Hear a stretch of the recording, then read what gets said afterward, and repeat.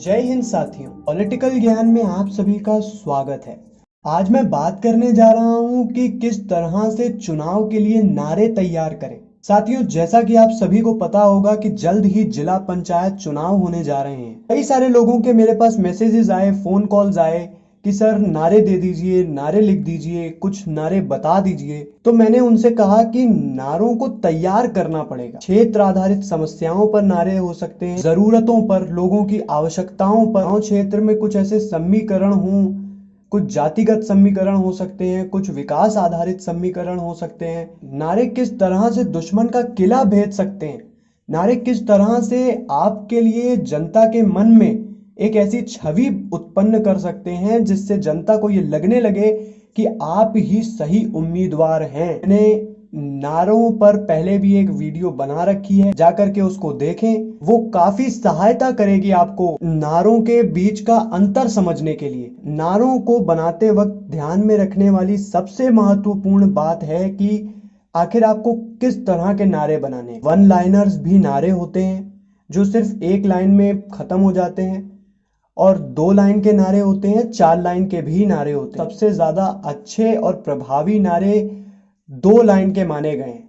2 line के नारों में आपको सबसे ज्यादा ध्यान रखना है। सबसे पहली लाइन में आपको समस्या की ओर इशारा करना है, दूसरी लाइन में आपको उस समस्या के समाधान की ओर इशारा करना है। पानी की समस्या हो सकती है, बिजली की समस्या हो सकती है, तमाम सी समस्याएं हो सकती हैं, लेकिन ऐसी कोई नब्ज पकड़िए जो पूरे क्षेत्र की समस्या हो और क्षेत्र उससे परेशान हो, जिसके आधार पर वोट इन्फ्लुएंस किया जा सकता हो, लोगों के मत को प्रभावित किया जा सकता हो, और जो लोग आपके साथ नहीं हैं उन्हें भी साथ लाया जा सकता हो। तो समस्या की ओर इशारा करता और उसके समाधान की ओर इशारा करता नारा बहुत ही प्रभावी नारा कहलाता है। समस्या तो है, लेकिन समाधान क्या है? समाधान आपकी सोच है, समाधान आपके विचार हैं, जो समस्या के प्रति आप सोच रहे हैं कि आप उसको कैसे समाप्त करेंगे। मैं आपको उदाहरण के तौर पर बता देता हूं। एक व्यक्ति ने मुझसे संपर्क किया, उसने मुझे बताया कि सर मुझे नारा बनाना है और मुझे समझ नहीं आ रहा कि नारा कैसे बनाऊं। मैंने उसे भी ये बातें बताई और विस्तार से उससे चर्चा हुई। तो मैंने उससे जानने की कोशिश की कि किस तरह की समस्याएं वहां हैं, किस तरह की समस्याओं से वहां के लोग जूझ रहे हैं।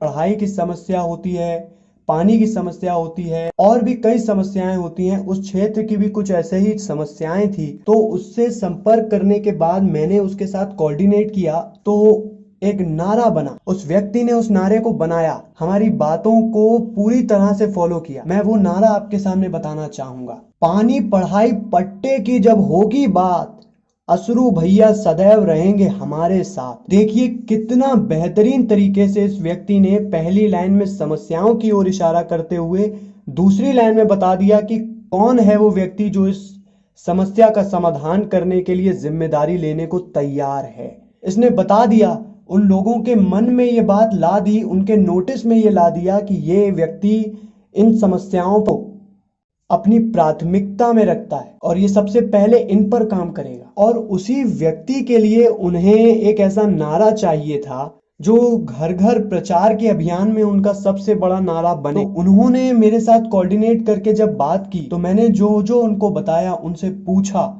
उसके आधार पर एक और नारा आया। ये 4 लाइंस का नारा है, 4 लाइनर है। टूटी फूटी सड़क किनारे लहर रहे हैं खेत हमारे, गांव की माटी विकास पुकारे, असरू भैया विकास रथ ला रहे हैं अपने द्वारे।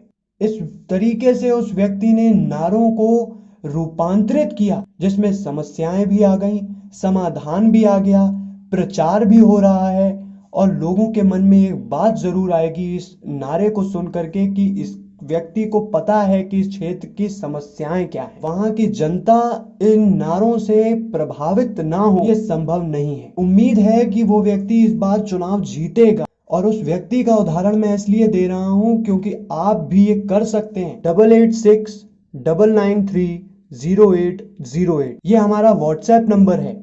आप हमसे जुड़ेंगे, हमसे अपनी समस्या बताएंगे, हम आपको समय दे देंगे, आपकी हमारी चर्चा हो जाएगी। उस चर्चा के बाद जरूर कोई ऐसा परिणाम निकलेगा, ऐसे नारे निकलेंगे जो आपके क्षेत्र की समस्या पर आधारित होंगे, जो आपके क्षेत्र की जनता को आपके लिए वोट करने के लिए प्रभावित करेंगे। आपके राजनीतिक सफर में आपका साथी, पॉलिटिकल ज्ञान। पॉलिटिकल ज्ञान में आज के लिए इतना ही। बहुत बहुत धन्यवाद। जय हिंद।